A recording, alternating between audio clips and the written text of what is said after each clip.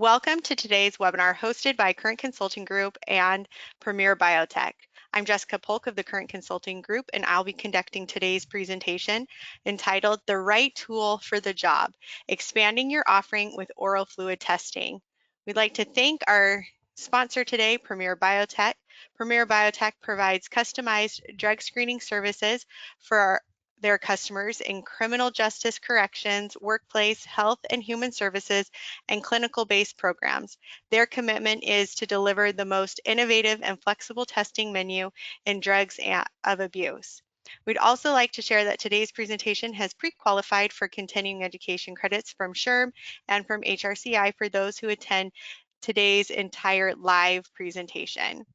We'd like to introduce you now to today's presenters. We have Bill Current from the Current Consulting Group and Amy Weimer from Premier Biotech. Bill is the author of Why Drug Testing Updated and Expanded for 2020, as well as 9 other books on substance-related issues. He founded the Current Consulting Group in 1998, and it has become the #1 recognized brand name in compliance, business development, and operations consulting in the drug testing industry. Amy Weimer, as we mentioned, joins us from Premier Biotech, where she is an account executive specializing in oral fluid drug testing. With over 20 years of experience, she brings expertise in delivering innovative, client-focused solutions for workplace drug screening. And with that, we're going to go ahead and turn the virtual microphone over to Bill Current to get us started with our presentation today. Okay, thank you, Jessica, and welcome everyone to today's webinar presentation. I'm really excited to be co-presenting with Amy today. We've done webinars together in the past, and she's excellent. So it's going to be a nice treat for all of you to hear from Amy today as well. This is the agenda that we're going to follow. We're going to talk about oral fluid testing. Is it legal? Is it accurate? Is it practical? We'll jump into a lot of details in each of those 3 sections, but I want to invite you to ask any questions that you have about drug testing, about oral fluid testing, about rapid oral fluid testing in particular.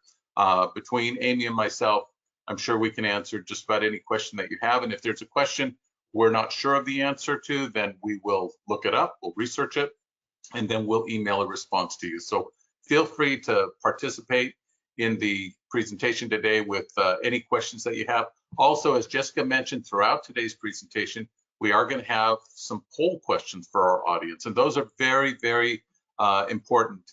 And so we invite you to participate.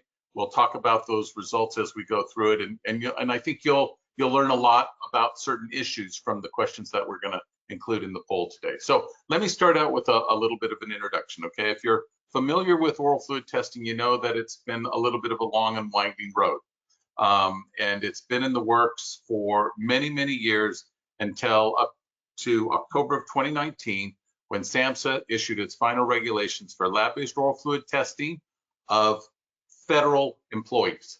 So that was just for federal employees, federal employers testing their federal employees. And then May of 2023, DOT issued federal regulations for DOT covered or DOT regulated employers, truckers, airline companies, etc. So at the time, SAMHSA predicted that in about a 3 to 4 year period after the regulations were fully in effect, somewhere between 25 and 30% of federal drug testing, this was SAMHSA of course, federal drug testing would convert to oral fluid testing. And then they said, as part of their preamble, that if DOT and the Nuclear Regulatory Commission, NRC, also allowed oral fluid testing, which of course DOT has now done that, then we would see probably a similar transition rate of about 25 to 30% of DOT regulated employers either adding or converting entirely to oral fluid testing. Now you see the numbers there, right? I mean, it starts to add up after a while in the DOT world, right? Between 1.5 and 1.8 million additional oral fluid tests once DOT covered employers are allowed to use that as an option or as an alternative to lab-based urine testing. Transition rate of 30%, and you apply it to the nearly 35 million non-DOT workplace drug tests that are conducted every year. That's what we think the market is about 35 million non-DOT tests. You can see that the overall market for oral fluid testing grows significantly between the 30% of 35 million and then the 30% of the DOT tests, etc. that adds up to a huge sea change in terms of market share for, or how the market gets divvied up, let's say, between urine, oral fluid, and hair testing, the three primary testing methods. Now, the DOT regulations, based on the SAMHSA regulations, right? Well, they're slightly different, okay? There are differences. But let's say the SAMHSA/DOT regulations, just for simplicity's sake, they apply to lab-based oral fluid testing, which is a huge development. It was 30 plus years before DOT allowed another testing method with these oral fluid regulations. But they only apply under the DOT regulations to lab-based oral fluid testing. But I believe, as I read them, I think it's really clear that they're a blueprint for non-mandated rapid result oral fluid testing as well. You know, there are issues that are covered within those DOT regulations for oral fluid testing that could easily be applied to a rapid oral fluid testing program that would, I think, just my opinion, right? I'm not a lawyer, so I'm not giving you legal advice, but I think that it would significantly strengthen the legal defensibility of your rapid oral fluid testing program, like the use of FDA cleared devices and assays, how samples are collected following those procedures, whether it's collected by individuals trained, you know, employees who are trained within your company to perform those collections, or if you continue to use a professional collector.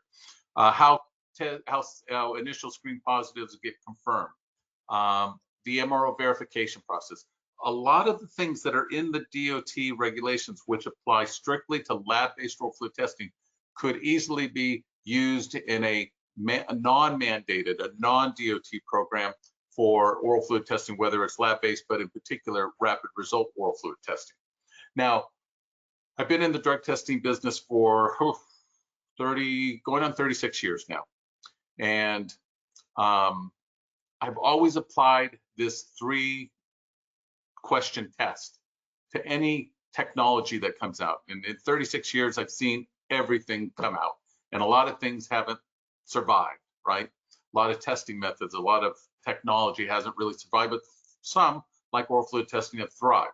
And so the 3 questions I always ask is it legal? Is it legal where you're going to do drug testing, how you want to use it, okay? Is it accurate at detecting the drugs that you're going to test for? And is it practical? Does it work in your workplace situations and circumstances? And by that, I also include in how I would measure my return on investment in using this testing method versus a traditional lab-based urine testing program. So is it legal? Is it accurate? And is it practical? Always apply that 3-question test when I look for what I think are going to be, you know, real true contenders down the road and the pretenders that don't really last. Now, in addition to those 3 things, there are other things to take into consideration. Absolutely.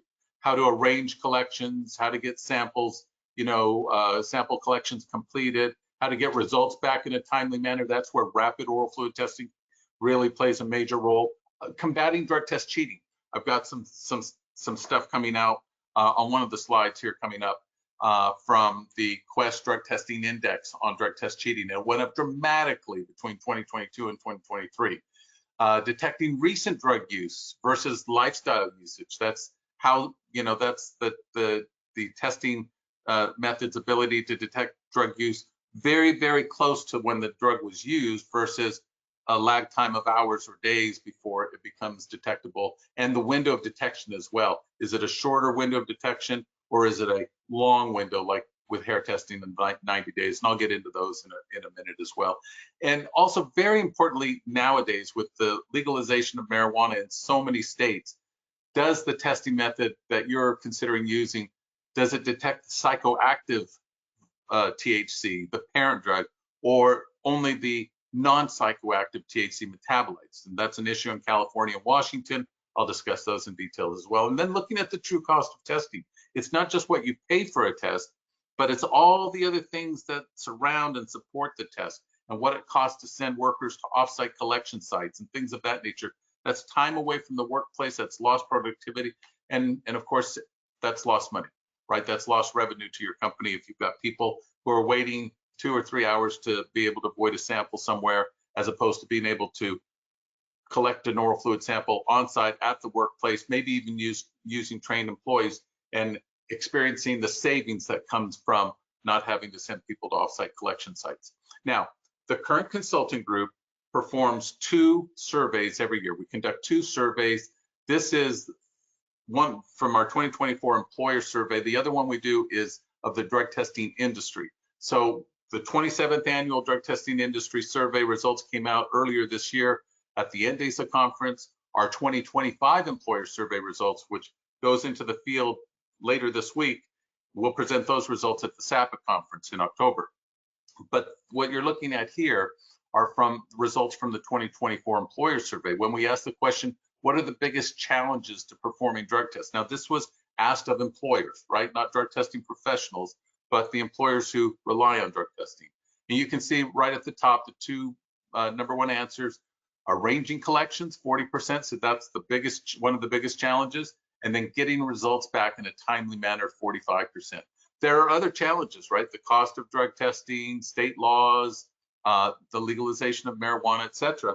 But the 2 biggest challenges are arranging for collections and getting test results in a timely manner. And that, I think, points employers toward alternative testing methods, particularly oral fluid testing, and even beyond that, rapid result oral fluid testing, because rapid result oral fluid testing and oral fluid testing in general solve those collection issues, and the rapid oral fluid testing solves the problem of getting results back in a timely manner. Let's say, for example, you're in an industry with a lot of high turnover, and it's really important that you be able to fill positions quickly, and you don't really have time to wait a day or 2 to get a result back from a laboratory, maybe 2 or 3 days. You need that result now so that you can offer your number 1 candidates for the job a position with your company right now. Well, now you're talking about oral fluid testing because it's so easy to conduct. And I'm going to talk about why that's so, but also being able to, put them to work right away because I've got a rapid result from my oral fluid testing program. That makes it possible for me to do same-day hiring decisions because oral fluid and rapid oral fluid testing in particular makes that possible.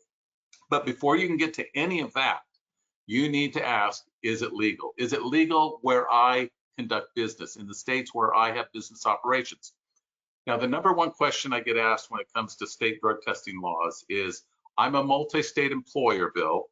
Which state law do I base my program on? Which state law do I write my policy on? We write hundreds of drug testing policies. That's our core business at the Current Consulting Group. And when I get asked that question, I sometimes feel like they don't like my answer, but the answer is always the same. And I know some of you are thinking it right now in your heads as well. The answer to that question is all of them. All of these states apply to you. You can't base your drug testing policy on just your headquarters state. Let's say you're in Texas, which is very drug testing friendly, but you're also in California or Massachusetts or Vermont, some of these states that are much, much more restrictive when it comes to drug testing. So you have to have addendums to your policy for each of the states that you're in, and that will come into play when you talk about how you're going to conduct testing. Is the testing method that we're looking at using permitted in the states where we do business? Okay, so oral fluid testing, is it legal? Well, the good news is yes. It's legal in 48 states for lab-based testing. The only 2 states are Maine and Hawaii. For years, you probably heard me say there were 3 states because we always added Vermont to that list, but we have recently been in communication with Vermont. We've got written confirmation from them that they do allow lab-based, well, they allow oral fluid testing, let me put it that way. With rapid result testing, it is permitted almost everywhere, okay? Certainly with oral fluid rapid testing, it's permitted almost everywhere where urine rapid oral fluid testing is also permitted, okay? It depends in some situations whether you're talking about testing of employees or testing of job applicants, okay? Let me give you an example of where rapid oral fluid testing comes into play by a state law, and it's Minnesota. For years, Minnesota's lab licensing law was kind of tricky to read, right? We finally came to the conclusion that if you used a reader system like the OT scan from Premier Biotech, then you were probably on safe ground because it required a written result from a laboratory. And so you were getting those results via the reader system sent back to you, and you weren't actually necessarily interpreting the result yourself. However, last year, Minnesota changed its laboratory licensing law to specifically permit the use of rapid oral fluid testing. So I can say definitively now that in the state of Minnesota, rapid oral fluid testing is permitted. A little bit different in some states than that, and I'm going to give you some more examples here in a second, but it depends a lot on whether you're going to test employees or applicants and the kind of law that we're talking about. That's very important. There's no one size fits all. No two states have exactly the same laws, but they have categories of laws. So for example, when it comes to drug testing, there's voluntary laws and mandatory laws. And the difference between the two is right there in the name. In a state like Minnesota, it's a mandatory law that applies to all employers who conduct drug testing in that state. Here in Florida, where I live, we have a voluntary law, which only applies to companies who voluntarily choose to participate in the program and qualify, get accepted into the program. But if I do that, I can qualify for a 5% discount on my workers' compensation premiums for the testing that I do here in Florida, even though I have employees all over the country. That's the big difference. And in some of those voluntary states where they have, or I should say voluntary law states, they will defer to the federal regulations. They didn't take the time to write their own drug testing procedural regulations for their law. And in some of those cases, you're talking about the SAMHSA regulations, Part 40, and that's lab-based oriented. But it only applies in those voluntary law states to the companies that participate voluntarily in that program. Outside of the voluntary program here in Florida, there's no restriction on doing rapid result testing. As I said, with mandatory, it's different, right? Because that applies to every employer in the state that conducts drug testing. And as I mentioned, Minnesota was an example, California is another example, New York is another example of states that have laboratory licensing laws that sort of bleed into how employers can conduct drug testing. And sometimes it will be somewhat specific about what type of specimen is allowed. There are also states with industry-specific laws.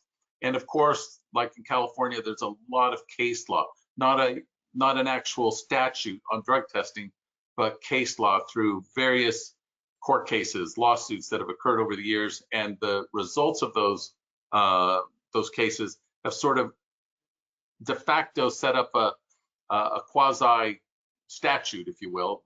It's not a statute. That's probably unfair to put it in those terms. But it governs how drug testing is conducted in the state of California, and there are other states like that. So you want to look at all those different types of state laws, and then of course the DOT regulations are the DOT regulations, and I've got some information coming up on those. Now, in some states, oral fluid testing is really the only option you have if you want to test for marijuana. So I'm sure many of you know that in January of 2024, new laws went into effect in California and Washington. In California for pre-employment and post-hire testing of employees like random and reasonable suspicion, and in Washington only for pre-employment testing, that require employers to use a testing method that detects the parent drug. And what I mean by that is that in California, let's use California as an example. Their law was written so that employers cannot take any adverse employment action based on the result of a drug test that is only capable of showing the quote unquote non-psychoactive metabolite of marijuana. That's what we detect with urine, is the metabolite of cannabis. Whereas with oral fluid, you're not detecting the metabolite of cannabis, you're detecting the parent drug itself. And there's a very good technical scientific explanation for that I'm not going to try to recite because I'll mess it up a little bit. But suffice it to say that with oral fluid testing, it mimics blood testing in the sense that you're detecting the parent drug itself, or if you want, the psychoactive version of tetrahydrocannabinol versus the non-psychoactive metabolite. That applies to pre-employment and post-hire testing in California. And in Washington, very similar language, except with a lot more exceptions for safety-sensitive positions, but it only applies to pre-employment testing. So if you want to test for marijuana, you're an employer in California and you want to test your employees for marijuana, and in the event of a positive result, be able to take adverse employment action like suspending somebody or maybe even terminating employment depending on the circumstances, right? You can use oral fluid testing to do that. Well, that's a huge development, right? Because in California, if you're still concerned about the impact of marijuana impairment in your safety sensitive workplace, you may still want to test for marijuana. And if you do, you need to use oral fluid testing. Urine testing would not be permitted for marijuana in California, except in the construction industry. That was the big exception to that law when it came into effect last year, as opposed to Washington, which only applies, this very similar language only applies to pre-employment testing, meaning for post-hire, random testing, reasonable suspicion, post-accident, you can still test for marijuana using urine, okay? But oral fluid testing is really the only federally endorsed drug testing method that you could use in California or Washington in the context of those restrictions that have been put in place. So the good news is you can continue to test for marijuana in both of those states, but you have to use a testing method like oral fluid that detects the parent drug. Now, as I mentioned, back in May of 2023, DOT issued its final regulations for lab-based oral fluid testing. I've got a few slides. I'm going to kind of go through these quickly because there are some really interesting aspects to the DOT regulations, which are based in part on the changes that were made, that SAMHSA made to Part 40. But we're still waiting for, let's see, I think I've got it on the next slide. Yeah, if you look at the bottom there, we're still waiting for at least 2 laboratories to be certified by the federal government to perform oral fluid testing. Now, have laboratories been doing oral fluid testing for many years? Yes, they have been, but not certified by SAMHSA. So we're still waiting for that to happen. But there's some interesting things. I'm going back a slide now. The reasons why DOT said they were issuing oral fluid testing regulations to give employers that option of either switching to oral fluid or adding oral fluid testing and doing it in conjunction with urine testing is they were concerned about drug test cheating, which was becoming a bigger and bigger issue. The whole collection challenge that many employers have of arranging collections, and sometimes when a directly observed collection is required, oral fluid testing makes it easier.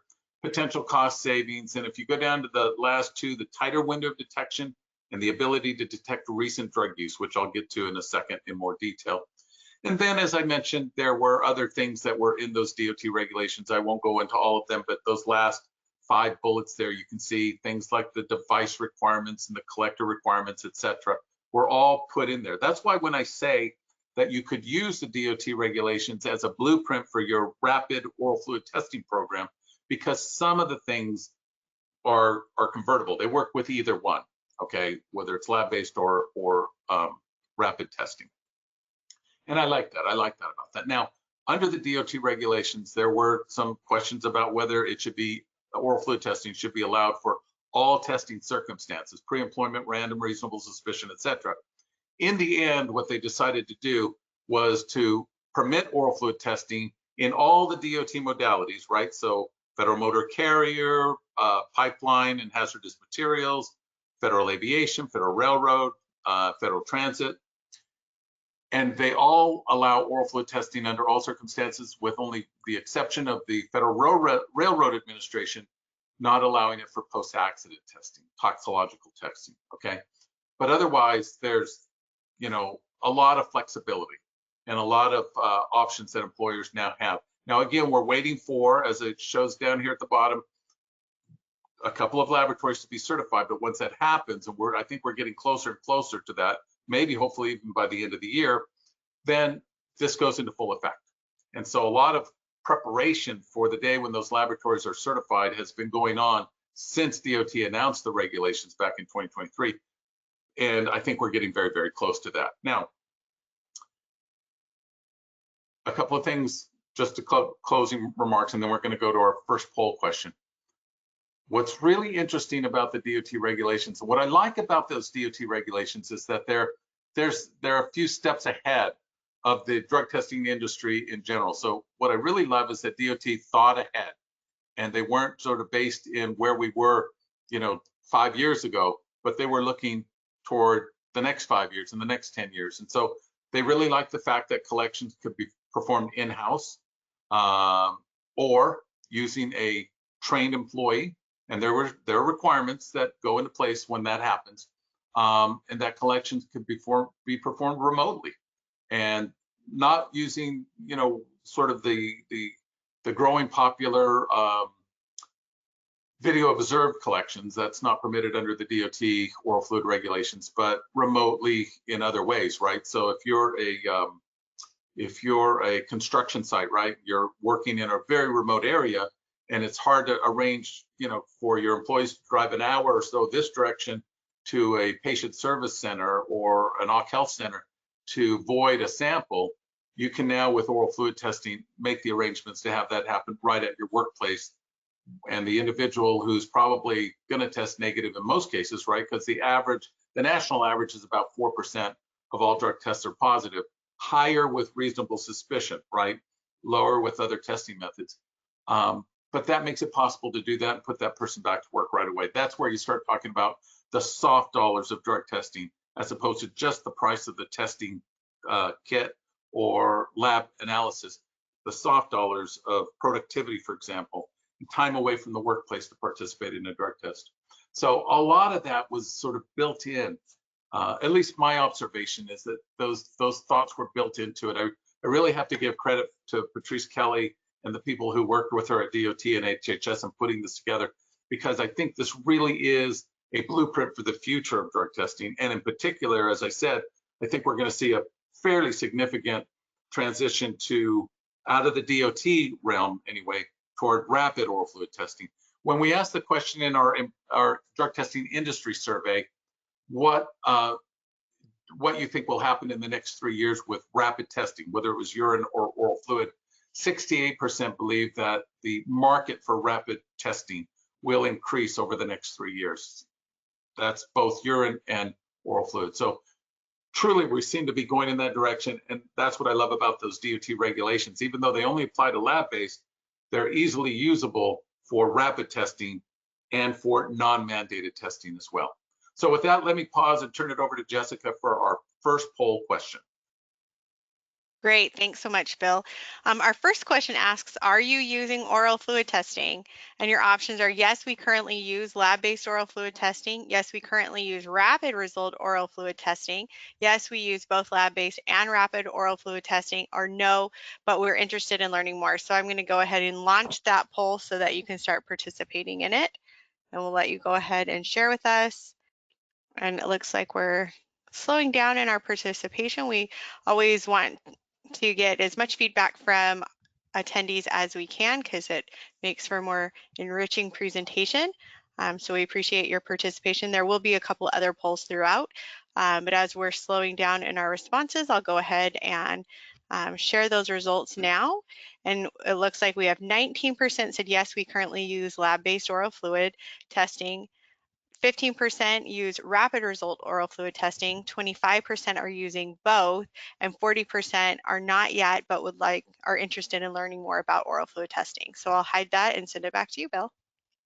Okay, and what I love about those results there is it tells me that many of you have already sort of launched in for oral fluid testing, but a good healthy percentage, 40% say you're interested. And I guess that's why you're on today's webinar, right? But that aligns with the results that we're seeing from the current consulting group surveys that we do every year of employers and of providers. So now let's shift gears a little bit and talk about the accuracy of oral fluid testing. This is a big issue, of course, right? Because we can talk about the practicality of using a testing method, but if it's not accurate, it doesn't matter if it's legal, right? Because you're not going to get results that you can use. So when SAMHSA put out its lab-based oral fluid guidelines in October of 2019, they said this about the accuracy of oral fluid testing. The scientific basis for the use of oral fluid as an alternative specimen for drug testing has now been broadly established, and the advances in the use of oral fluid in detecting drugs have made it possible for this alternative specimen to be used in federal programs with the same level of confidence that has been applied to the use of urine. When this came out, I latched onto it immediately and thought this is the most consequential statement about oral fluid testing that I think has ever been put out there by an authoritative source. Oral fluid testing can now be used with the same level of confidence that has been applied for 3 decades plus to urine testing. That's significant. Now, is lab-based oral fluid testing accurate? Absolutely. That's been, there's no debate about that, right? Using a certified laboratory, using the elements of the SAMHSA Part 40 guidelines on confirmation testing, on cutoff levels, on split specimens and things of that nature. Yeah, I think unquestionably lab-based oral fluid testing is accurate. I think the same is true of rapid oral fluid testing, but I think there's some variables that come into place, right? What kind of cutoff levels are being applied? Within those cutoff levels, is it accurate? Typically, yes. There's only one FDA cleared rapid result oral fluid testing device on the market today, and that's OralTox from Premier Biotech. That's the gold standard, okay? There's another designation, it's called E&I, which stands for Employment and Insurance. It's a label that can be applied for, and it's typically available to companies that want to go through that process. It's not a very long, expensive, or drawn out process like the FDA clearances. That's why there's only one FDA cleared device, at least that I know of, that's OralTox. But E&I is another designation that's become popular, especially since COVID, when a lot of various types of tests were coming out on the market without the time and the convenience of being able to go through the FDA clearance. You'll find that in some cases, state drug testing laws specifically refer to the use of an FDA cleared device or FDA cleared assays, the drugs that you test for in the laboratory. So there would be situations that you have to look for to make sure that if you're going to use an E&I device, which is fine, make sure that that's allowed, that you're not in a state that specifically, and there are a number of states that specifically require the use of a FDA cleared device. But that FDA clearance in particular is a way of knowing that the device that you're using has gone through that process, that FDA clearance process, which is rigorous and is time consuming and expensive for the company that goes through it, but meaningful in the sense that you're probably using a product here that is very, very accurate, that can perform exactly as it says that it can. Now, let me talk about detection windows, because this comes into play when we're talking about testing for oral fluid versus urine versus hair. Now, the diagram that I have at the bottom shows breath and blood as well, right? Breath is really sort of limited to THC, and it really hasn't taken off yet as a rapid test, so it's not apples to apples with what we're talking about today. Plus, there is some evidence, at least with a former product that was on the market that's no longer on the market, that the ability to detect THC drops off significantly after the first hour. So even though we're talking about a window of detection of 2 to 3 hours, the ability to detect THC in a breath sample drops off dramatically after the first hour, hour and a half. That may not be suitable for your needs, right? And if it's a lab-based test, it's not going to solve your need for an immediate result. Blood testing not allowed in most states for workplace testing, except under some very rare circumstances. So we're typically not drawing blood for workplace drug testing. With oral fluid testing, look where the blue line starts, right to the extreme left. That means that the window of detection for oral fluid testing opens, meaning the drug becomes detectable in an oral fluid sample within minutes after somebody's used the drug. Now, the yellow line, which symbolizes urine, is a little bit farther to the right. It's hours out to the right.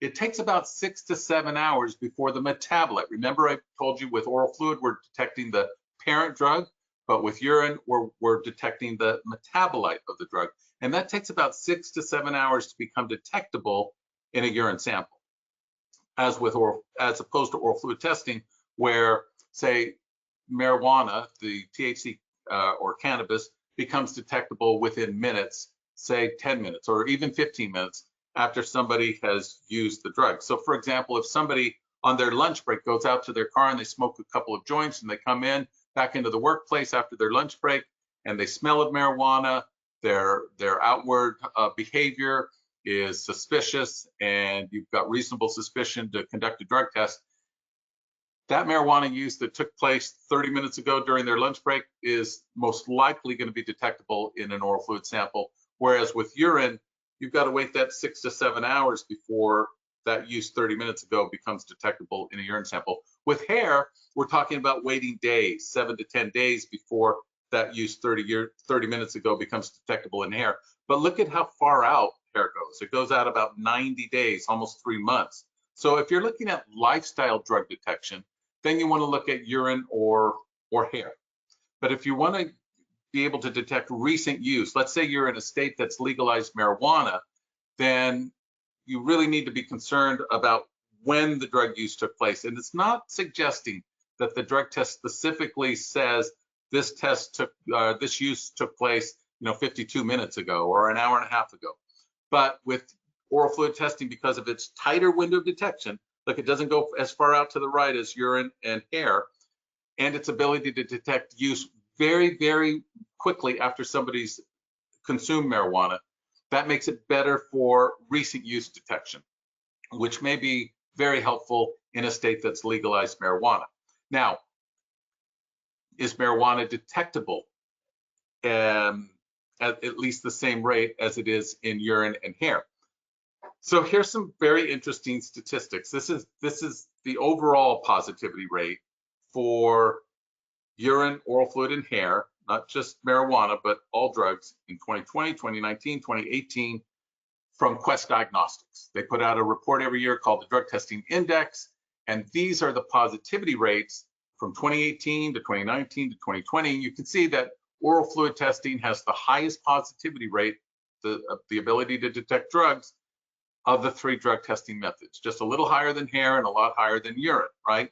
And it is basically probably up until 2020 the most effective at detecting drugs and getting positive results. Now you can say this, and I don't blame you, Bill. This is old data. This is just takes us up to the COVID 2020.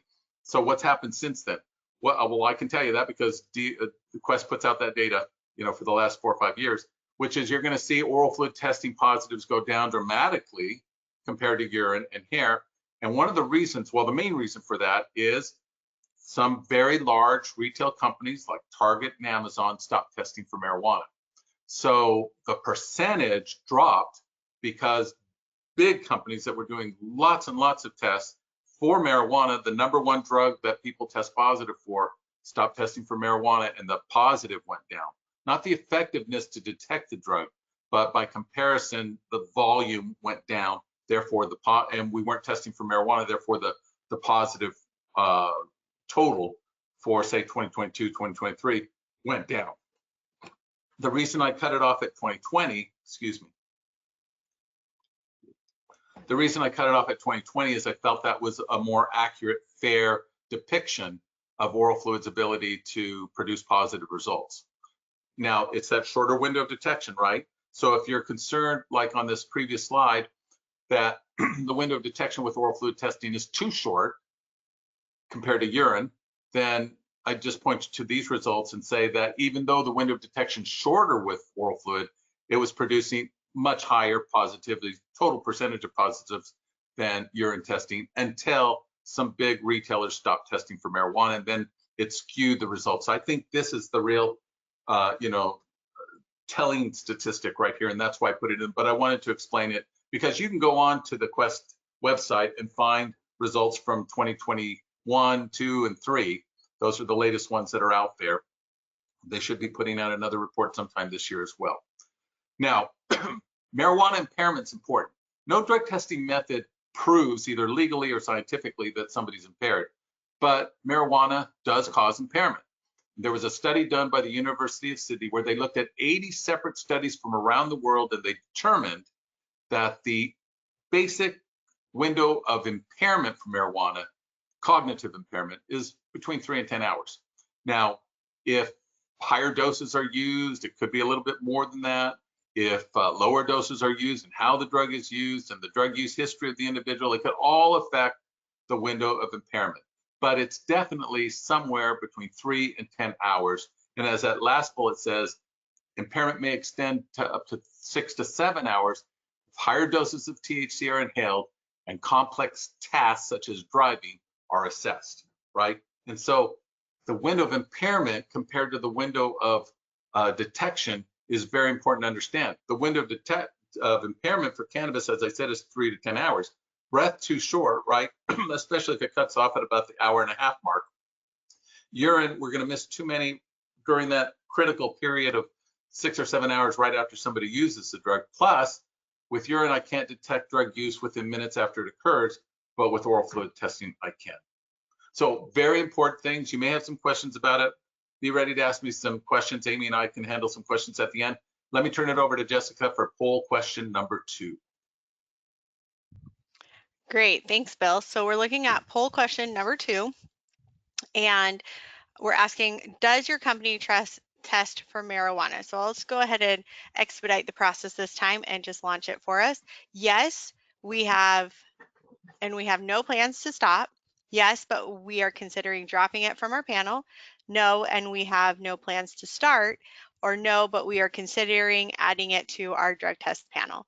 So if you would like to share with us where you are with testing for marijuana.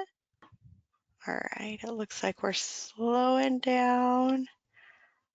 All right, so let's go ahead and share the results. And so it looks like our results are 67% of participants said yes, and we have no plans to stop. 11% said that yes, but we are considering dropping it from our panel. 17% said no, and we have no plans to start. And 4% said no, but we are considering adding it to our drug testing panel. So I'll go ahead and hide that and send it back to you. Let me just cut in here for a second, because we're going to ask you a third poll question right now. But let me just tell you that in our drug testing industry survey, which we released earlier this year, about 70, it was, I'm guessing 72% said yes, and we have no plans to stop. The 67% is a little bit lower than that, but we were sort of, toggling between the 67% that we ended up on and 70% the whole time the results were coming in. I also think it's interesting that 17% said you're not testing for marijuana and you have no plans to test for marijuana. That's interesting. I'm assuming that these are companies that are not in safety sensitive industries because of course, given the relationship between marijuana impairment and the dramatic increase in post-accident positives for marijuana that we see in the Quest drug testing index, you'd want to definitely be testing for marijuana. But Jessica, let's go on to poll question number 3. Okay, great. Here we go. Number 3. Given oral fluids testings, quick detection and shorter window, would it make it easier for your company to test for marijuana? So let's launch these options. Yes, I believe it would. Probably, but I need to learn more. Not currently, but maybe in the future. Or no, I'm still not sold. So let's go ahead and share with us your thoughts. Okay, it looks like we're slowing down. Thank you all for your patience during the silence while we participate, and I'll go ahead and launch those results. So 63% said yes, I believe it would, given oral fluids quick detection and shorter window, make it easier for companies to test for marijuana. 20% said probably, but I need to learn more. 12% said not currently, but maybe in the future. And 5% are still not sold. So back to you, Bill. Okay, thank you again. Those are great responses. Looks like a lot of you are either interested in oral fluid testing or would like to learn more.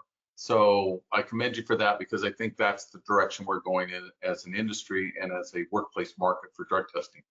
Now, I'm just going to spend a couple of minutes on the practical nature of oral fluid testing, and I'm going to give Amy a heads up that I'm just about to turn it over to you, Amy, so for your part of it. When you talk about the practical nature of oral fluid testing, you're talking about, is it easy to use? If you're going to do the collections on site, are they easy to administer? What effect will it really have on drug test cheating? Could I train employees to do the collections, or am I still going to need to spend money on professional technicians to do the collections? Is the flexibility of being able to use lab or rapid, depending on the circumstances, important to you? Can you get devices in the locations where you need them?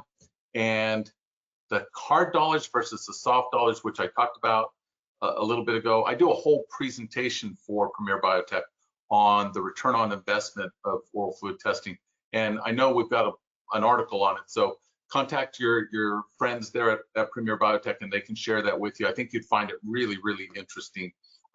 Together we did a white paper just a couple of months ago, which I think you would find very interesting. There's a whole section in there on ROI. And some of it has to do, a lot of it has to do with the costs that are associated with performing the collections, where they take place, who's going to perform the collection, and how is that going to affect the cost of your program. I also want to talk about drug test cheating just for a second here. I took a quote right out of the Quest Drug Testing Index about the magnitude of the problem of drug test cheating right now, from the millions of drug tests that they do every year and that they include in their report. Quote, the percentage of employees in the general US workforce whose drug tests showed signs of tampering increased by more than 6-fold in 2023 versus the prior year, the highest rate ever in more than 30 years of annual reporting. So there are people out there who would argue that drug test cheating is not a big problem, that it's not something we need to concern ourselves with. I completely disagree with that. It's always been a problem. Urine testing is inherently problematic when it comes to drug test cheating. And so oral fluid testing solves that problem. Now, one of the other issues, and you'll see this in Amy's demonstration that's coming up, is how long it takes to conduct an oral fluid test. It's really quick. The collection process is quick. If you're using rapid oral fluid testing, the result is available quickly. It really solves a lot of problems when it comes to the time that it takes to, from the time that you inform somebody that they're going to be tested to the collection to having a result to use. Rapid oral fluid testing really solves that in a big way. Now, some of you may still want to use and prefer to use lab-based testing. That's good too, right? It may be a combination of the two, where you're using pre-employment for, say, you're using rapid oral fluid for pre-employment and post-accident and reasonable suspicion. But for random, maybe you're still using lab-based testing. In almost every state, you can use different modalities. And you want to just make sure that you get your policy changed and updated to reflect the fact that you're doing oral fluid testing, how you're going to do it, the state laws that apply to you, and that you train your managers and your supervisors to understand how your oral fluid testing program works. Both of those issues, policy and training, I know, I don't want to speak for Premier Biotech, but I know that they can help make those things happen for you. So again, contact your friends at Premier Biotech, and they can help get those first steps taken care of so that you can make the transition. And as I mentioned, we have a whole paper on the return on investment of oral fluid testing compared to other testing methods. And it goes into a lot of details and compares a lot of different studies and reports that are out there on the cost of drug abuse and different testing methods. I think you would find that very helpful. I will tell you that I've been doing this a long time, and I've developed a lot of different mathematical models for measuring ROI. And drug testing in general always comes out ahead. It always makes sense from a bottom line perspective. And then how you test affects, those soft dollar costs that really don't get looked at as much as they should, but really can either add or really save you a lot of money depending on the testing method that you use. And that's why over the years, I've been a big fan of oral fluid testing and rapid oral fluid testing in particular.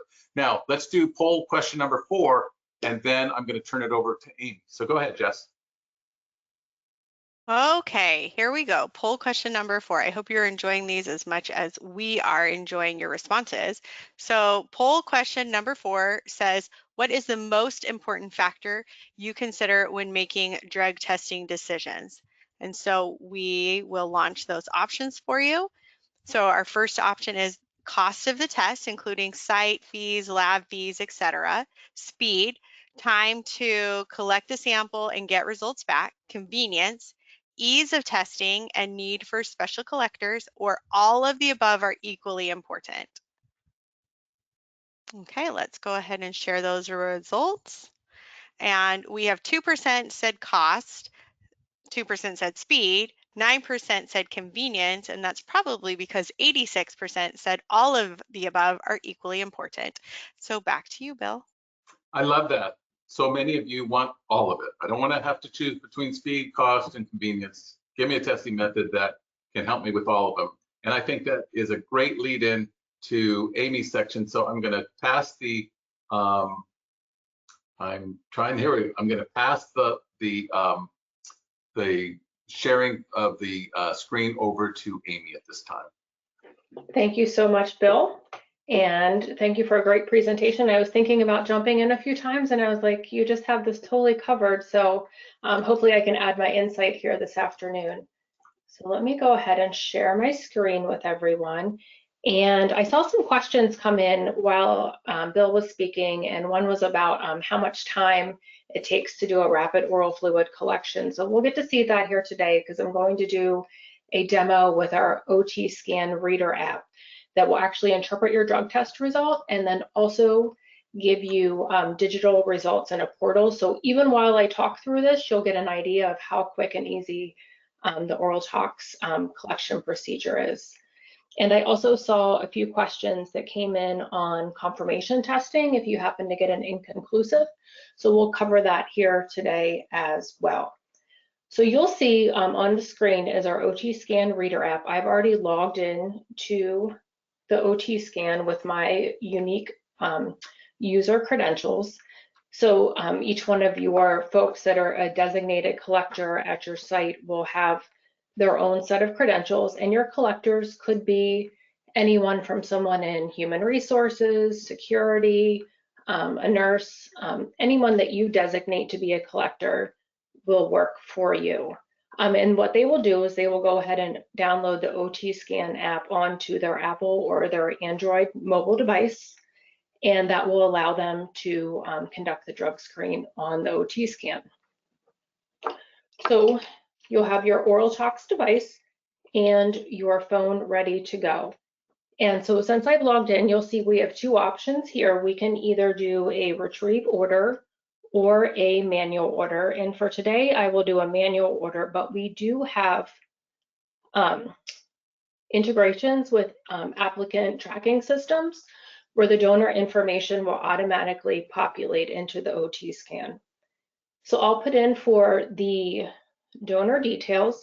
So at this point, the collector is going to put in the first name. So we will do Joe Smith. So first and last name, date of birth,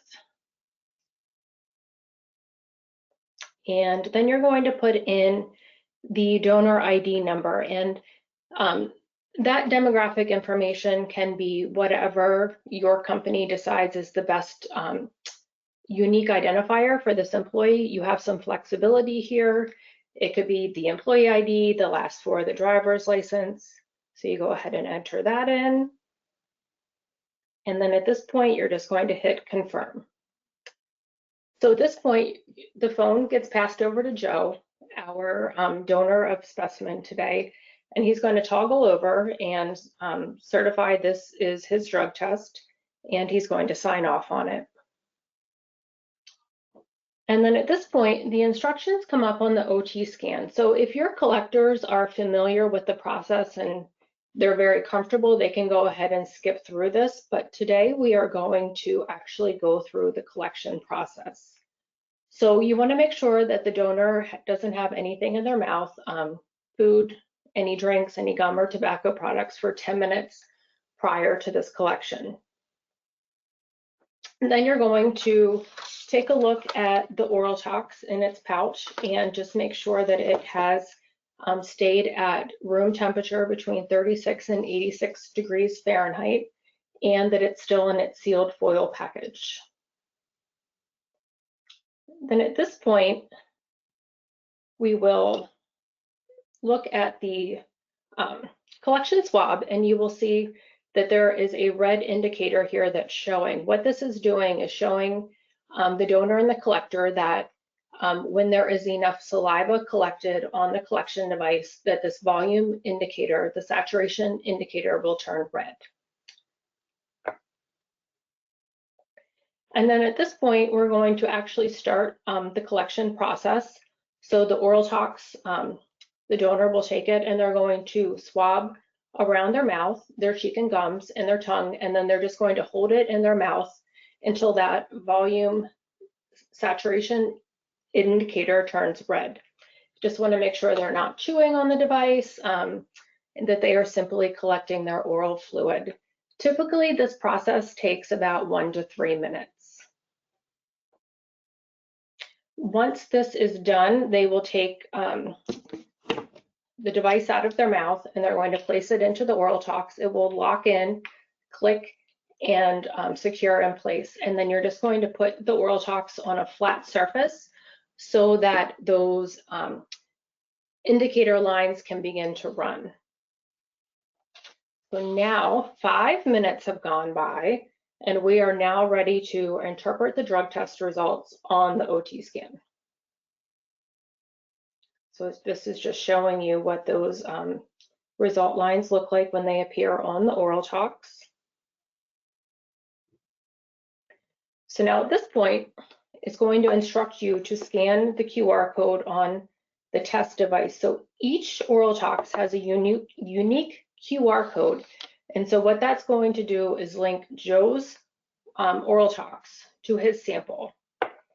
So we're going to go ahead and scan that QR code with the phone. Once that's done, then the collector needs to go ahead and select the reason for the test. So let's say this was a post-accident. They're going to give their signature. We're going to click next, and I know we're almost up on time. Then you're going to read the oral tox actual test result, which is much like something that like depositing a check online. So at this point, if the oral tox were negative, it will come up as green and you are done at this point. These results go into a secure portal. They can be accessed for your drug testing program. Today we have an inconclusive. We just have a few more steps. So we're going to hit upload. And we're going to select oral tox. And then at this point, you're going to scan a barcode. This is your tamper evidence seal that we send out to you along with your oral tox devices. This tamper evidence seal is going to go across the oral tox and seal it up.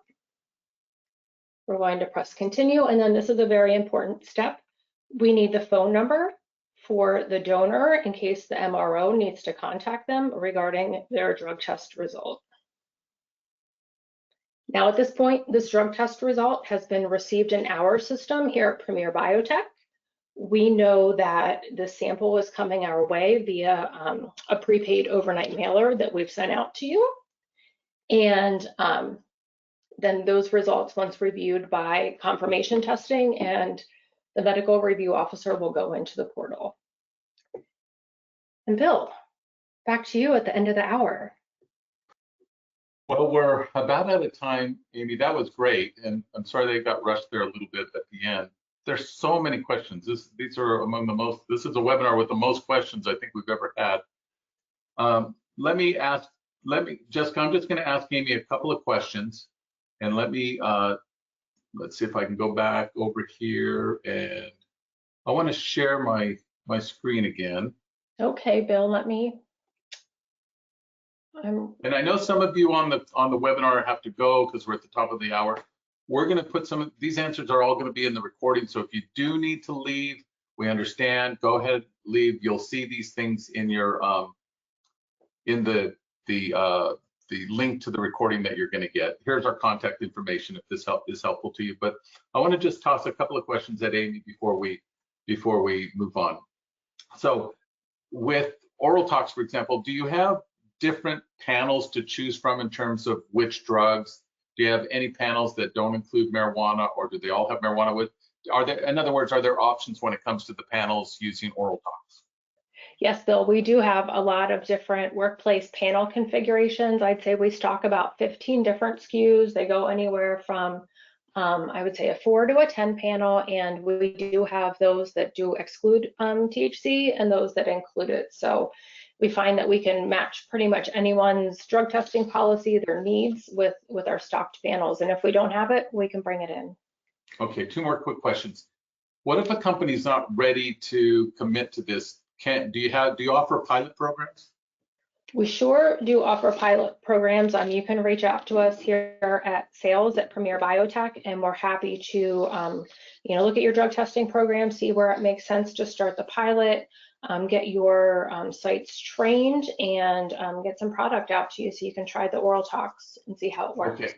And then finally, because we've got a lot of questions, and I apologize that we're not going to get to all of them, but I think this next one is important because I did talk a lot about the DOT regulations, And I think I was clear that they only apply to lab-based testing. But let's say, Amy, for example, there's a company that has some employees who are covered under the DOT regulations and some that are not. Could a company use Oral Tox for the non-DOT employees and still do the lab-based testing with the DOT regulator? In other words, could you do both depending on the makeup of your employee pool? Yes, Bill. And you know what? We're getting that question more and more right now, especially as the DOT side of testing, they're getting super excited about, getting closer to using oral fluid on the lab-based side for DOT. So yes, you can absolutely start using Oral Tox rapid oral fluid drug testing for your non-DOT while continuing with your current DOT program. And of course, Current Consulting Group can help you to write your program so that it matches both protocols. Yeah, absolutely. Just let us know if we can be helpful. Now, there were questions about Canadian laws, a lot of questions about California and Washington, some more specific kind of detailed regulatory questions for DOT and particularly the Federal Motor Carrier Safety Administration regs. We're going to answer all of these questions. We'll put it in writing so that you get a response that way. I just want to make sure we got some of these questions in because they seemed like they were more universal. That's why I threw those ones toward Amy. But Jessica, let's go ahead and end there because I know we've kept people quite a bit over the hour now. But we're going to get all the questions will be answered. And I apologize that we can't get to all of them today on the webinar, but you will get an email that has answers to your questions, I promise. Yes, thank you so much, Bill, and thank you, Amy, so much for going through those questions and that great demonstration. I know it helps me understand the Oral Tox product better when I see you go through those, go through it step by step and showing us on the screen. So that was great. We hope those of you who joined us today on our presentation have found it equally informative and helpful in your understanding oral fluid and how it is the right tool for the job, or maybe you're further in your process of learning about that. So we want to give you just a little bit of information as we leave. Today's presentation, as mentioned at the beginning, was recorded, and you will receive access to that recording via email. And the questions that were submitted today will be sent to the appropriate representatives, whether at CCG or at Premier, to reach out and give you those answers that you're looking for. Today's presentation also pre-qualified for continuing educations from SHRM and from HRCI for those who attended the entire live presentation. And so the codes for those credits will be with the email that also has the link to the recording. And if you're still with us, the teaser is we will be doing a third installment of this presentation of this topic coming soon. And so any questions that weren't answered today may even be built into the next presentation a little bit. So you'll want to join us again for the third presentation. We'll send you links to all the recordings for part 1 and part 2 and invite you to part 3. So we hope that you can join us for that as well. And with that, we'll conclude today's webinar. We thank Premier Biotech for sponsoring today's webinar and joining us today. And with that, we conclude today's webinar. Have a great day.